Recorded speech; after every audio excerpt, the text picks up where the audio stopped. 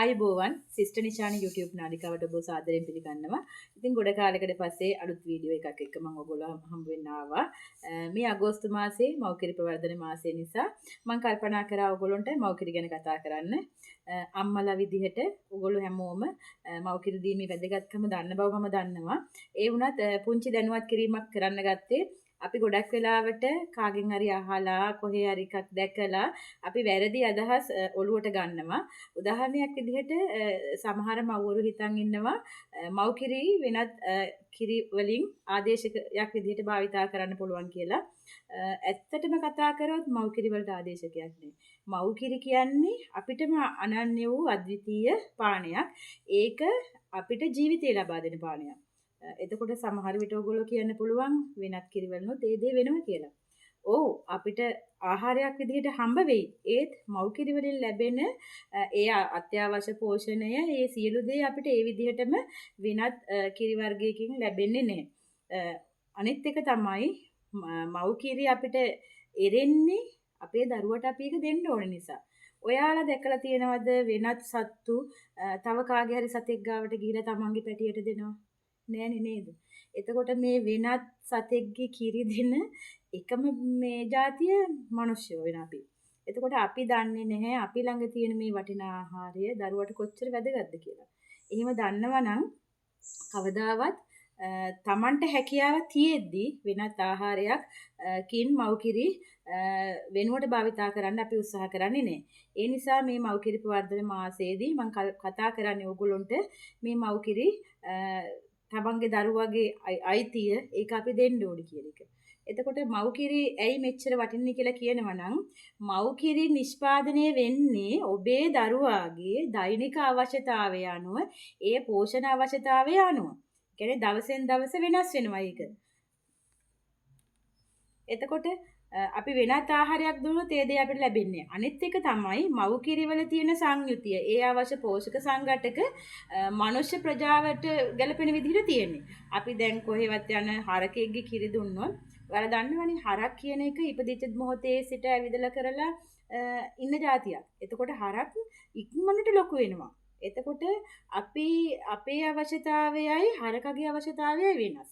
එතකොට අපි මව්කිරි වෙනුවට වෙනත් කිරි ආහාරයක් දුන්නාම අපි බලෙන් අපේ දරුවා ඉක්මනට ලොකු කරගන්න දඟලනවා වගේ වැඩක්. එතකොට ඒකෙන් පස්සේ වෙන ප්‍රතිවිපාක ගැන අපි හිතන්නේ. උදාහරණයක් විදිහට අපි මව්කිරි දෙන්න හැකියාව තියෙද්දි වෙනත් කිරි දීලා අපි කරන්නේ අපේ දරුවට සල්ලි දීලා රෝග ගන්නවා වගේ වැඩක්. හරිද? එතකොට සල්ලි දීලා රෝග ගන්නවා කියලා කියන්නේ ඇයි? අපේ දරුවගේ අවයව මෝරලා නැහැ. අපේ ඒ නොමේරු අවයව වලට ගැළපෙන විදිහට තමයි මව්කිරි නිෂ්පාදනය වෙන්නේ. මම ඔයගොල්ලන්ට මුලින්ම කිව්වා දරුවගේ දෛනික අවශ්‍යතාවය අනුව මව්කිරි වල සංයුතිය වෙනස් වෙවි යනවා. අපි දරුවා ඉපදිච්ච දවසේම තියෙන කිරි වලට අපි කියනවා කොලෙස්ටරෝල් කියලා. එතකොට ඒ කොලෙස්ටරෝල් හැමදාම තියෙන්නේ නැහැනේ. නේද? ඒ කොලෙස්ටරෝල් ටික ලා කහ පාටට එනවා. අර ඇලෙන සුළු විදිහට තියෙනවා. ඕක දරුවාගේ කිරීමේ හැකියාව මත දවසක් දෙකක් යනකොට වෙනස් වෙලා යනවා. ඊළඟට ටිකෙන් ටික වෙනස් විදිහට තමයි කිරිවල සංයුතිය හැදෙන්නේ. එතකොට ඒක අපේ දරුවා හරි ලස්සනට එයාගේ ඇඟට ඒක ලබා ගන්නවා. එතකොට ඒ වගේම තමයි මව්කිරි දෙන්නකොට දරුවා උත්සාහයක් දරලා තමයි ඒක ගන්න. එතකොට ඒ කියන්නේ එයා කිරි උරන්න ඕනනේ. ඉරුවේ නැතුව ඉන්නේ නැහෙනේ. හැබැයි අපි වෙනත් ආහාර වෙනත් කිරි වර්ගයක් අපි සූපුවකින් බෝතලයකට දාලා සූපුවකින් පෙවුවොත් මොකද වෙන්නේ? දරුවා පුරුදු වෙනවා. එයාට ඒක උත්සාහ කරන්න ඕන නෑ. නිකම්ම මට මේ කිරි ටික එනවා කියලා. හරිද? එතකොට ඒ වගේම තමයි මව්කිරි උරනකොට මව්කිරි දෙනකොට අපි දන්නවා ඔයාලා සැසිවලදී මේ මිඩ්වයිමර්ස් ඔයගොල්ලන්ට කියලා දෙනවා මව්කිරි කොහොමද කළමනාකරණය කරන්න කියලා. එතකොට දරුවා අපි හොඳට පපුවට තුරුළු කරගෙන දරුවාගේ ඇස් දෙක දිහා බලාගෙන තමයි අපි මව්කිරි දෙන්නේ. එතකොට ඉස්සර වෙලාම දරුවට පෝෂණය ලැබෙන්නත් කලින් එයාට ලැබෙන දෙයක් තියෙනවා. ඒ තමයි මව් දරු සම්බන්ධතාවය. මේක අපිට වෙනත් කිරි එකකින් ලබා ගන්න බෑ. ඒක අම්මා කෙනෙක්ගේ හදවතින්ම එන දෙයක් මගේ දරුවට පෝෂණය කරන්න මගේ කිරි ටික දෙනවා කියන හැඟීමෙන් දෙන දෙයක්. එතකොට ඒ ලදරුවත් අම්මාගේ සෙනෙහස බලාපොරොත්තුවෙන් එයා උත්සාහ කරලා ලබා ගන්න දෙයක්. එතකොට එතන තියෙන බැඳීම වටිනාකම වැඩි. ඒ වගේම තමයි දරුවගේ නොමේරුව ආමාශයට හොඳ ආරක්ෂාවක් ලැබෙනවා මව් කිරි වලින්. වෙනත් කිරි වලින් කිරි දෙනකොට අපිට ආසාත්මිකතා එන්න පුළුවන්, දරුවට බඩේලිය යන වගේ තත්ත්ව එන්න පුළුවන්. එතකොට දිරවීමේ ගැටලු එන්න පුළුවන්. හැබැයි මව් කිරි දෙන දරුවෙකුට ඒ ප්‍රශ්න මොකුත් නැහැ. එයා නිසි වෙලාවට එයාගේ සංවර්ධන පියවරයන් ලබා ගන්නවා. ඇයි? අම්මාගේ එක තියෙන බැඳීම නිතරම එයාට ලැබෙන නිසා. එතකොට මේ වාසිය තියෙනවා. ඒ කියන්නේ අපේ දිවි සුරකමින් උපරිම පෝෂණයක් දෙන්න මව් කිරි වලට පුළුවන්. ඒ වගේම දිවිය පුරා නිරෝගී වර්ධනයක් ලබා දෙන්න, සංවර්ධනයක් ලබා දෙන්න මව් කිරි වලට පුළුවන්. ඒටත් අමතරව බොහෝමයක් බෝවන රෝග වළක්වාමින් අඩු මුදලකින් වැඩි ප්‍රතිලාභයක් ලබා දෙන දෙයක් විදිහට මව් කිරි හඳුන්වන්න පුළුවන්. එතකොට අම්මා කෙනෙක් විදිහට අපි දැනගන්න ඕනේ දරුවා ඉපදිලා පළමු පැය ඇතුළත අපි මව් කිරි දීම ආරම්භ කරනවා. අපි කියනවා මුල් කිරි, කොලෙස්ටරෝල්, රන් කිරි කියලා කියනවා. හරිද? එතකොට මේකේ තියෙනවා දරුවට අවශ්‍ය ප්‍රතිදේහ, ඒ කියන්නේ රෝග තත්ත්ව වලින් ආරක්ෂා වෙන්න, දරුවට අවශ්‍ය ප්‍රමාණය මේද, ප්‍රෝටීන හැමදේම දරුවගේ අවශ්‍යතාවය අනුව තියෙනවා. එතකොට මේ කිරි දීම සඳහා අපි වටා තියෙනවා සුරකුම් දාමයක්. මොකද්ද මේ සුරකුම් දාමය කියලා කියන්නේ? ඔබ ගැබ් ගත්ත මොහොතේ හිඳලා දරු ප්‍රසූතිය සිද්ධ වෙනකොට, පසු ප්‍රසව කාලයේදී, ලදරු අවදියේ සහ මුල් ළමාවිය කියන කාල සීමාවේදී මව් කිරි දීම අකණ්ඩව සිදු කරගෙන යන්න සම්බන්ධ වන සියලුම පාර්ශවයන්ට තමයි සුරකුම් දාමය කියලා කියන්නේ. එතකොට ඔබේ සුරකුම් දාමයට, ඔබේ දරුවගේ සුරකුම් දාමයට ඔබට අමතරව ඔබේ ස්වාමියා, ඔබේ අම්මා තාත්තා, නැන්දම්මා, යහළු එහෙලියෝ, ඊළඟට සෞඛ්‍යකාරී මණ්ඩලය, හෙදියන්, මිඩ්වයිෆ් මිස්ලා, වෛද්‍යවරු, ඊළඟට මව්හවුල් ක්‍රියාකරුවන්, ඔය වගේ ගොඩාක් කණ්ඩායමක් එකතු වෙනවා ඔබේ දරුවට මව් කිරි ටික දෙන්න. එහෙනම් අපේ වගකීම මොකද්ද?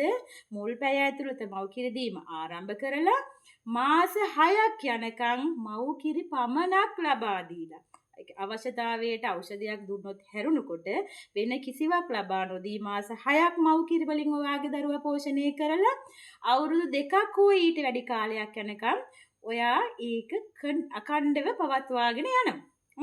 ඒකෙන් ඔයාට මොනවාද ලැබෙන්නේ? ඔයාට ආර්ථික වාසියක් ලැබෙනවා.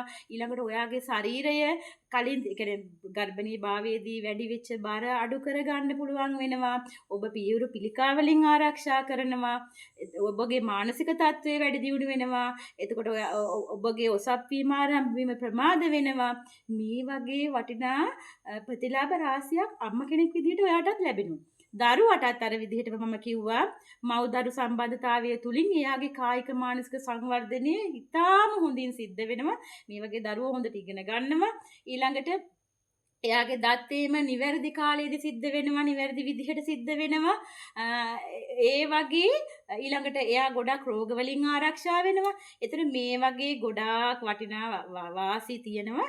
මේවට අපිට මුදලක් යන්නේ නැහැ. මොකද මව් කිරි අපි කඩෙන් ගේන්නේ නැහැ නේ. එතකොට ඔයාලා පිටිකිරි දෙනවා නම් ඒකට කොච්චර මුදලක් යනවද? ඒ වගේම තමයි මේ මව් කිරි ප්‍රවර්ධන මාසෙදී මට කියන්න ඕනි ඔබේ දරුවා සනසන්න ඔබ සූපු භාවිතා කරන්න එපා. ඇයි? සූපුව කියන එකට ළමයා හුරු වුණාම එයා ඒක නිකම්ම උරනවා කොච්චර හරි. හරිද? ඊළඟට ඒ මව් කිරි දෙන්න ගියාම එයා ඒක අර ආයාසයෙන් කරන්න ඕනේ. මහන්සියක් අරගෙන අර සූපුවෙන් උරනකොට නිකන් ආපු කිරි ටික මේ අම්මගේ පියවුරෙන් එන්නේ නැහැනේ. එතකොට එයා සූපුවට හුරු වුණාම එයා මව් කිරි අම්මගේ පියවුරෙන් බීම අතහරින්න පුළුවන්. ඒ වගේම තමයි එයාගේ දත්තේම ප්‍රමාද වෙන්න පුළුවන්. ඊළඟට සූපුව තන දාලා අපි වැරදි විදිහට පාවිච්චි කරාම වෙනත් ආසාදන එන්න පුළුවන් දරුවට. හැබැයි ඔබ මව් කිරි දෙනකොට ඔබගෙන් ආසාදන යන්නේම හරිම අඩුයි. මොකද අම්මා සහ දරුවා අතර තියෙනවා සහ ජීවි සම්බන්ධතාවයක්. ඒ කියන්නේ බබා ඉපදිච්ච ගමනුත් කරන්නේ අම්මගේ පපුව උඩින් දරුවා තියලා අම්මගේ තියෙන අර බැක්ටීරියා ටික ළමයට දෙන එකනේ. එතකොට එතනින් ඔබේ දරුවට ආසාදනය යන එක හරිම අඩුයි. හැබැයි ඔබ පිටිකිරි එකක් හදන්න නම් ඒකේ නිවැරදි විදිහට අපි බෝතල අපි භාවිත කරන භාජන උණු කරලා අර හිමේ ගත්තේ නැත්නම් ආසාදනය එන්න ගොඩක් අවස්ථාව තියෙනවා. එතකොට අපි සල්ලි දීලා ළමයට රෝග තත්ත්ව අරන් දෙනවා. ඒ නිසා ඔබ මවක් විදිහට අදිෂ්ඨාන කරගන්න ඔයාගේ දරුවට ඔයාට නොමිලේ ලැබෙන මව්කිරි ටික දීලා එයා රටක් වටින දරුවෙක් බවට පත් කරන්න. ඒ කියන්නේ දිවියට සවිමත් පදනම මව්කිරි ඒක ඔබ ලබා දෙන්න. දරුවගේ අයිතිය ඔබ ලබා දෙන්න. ඒක තමයි මේ මව්කිරි ප්‍රවර්ධන මාසයේ මගේ පණිවිඩය.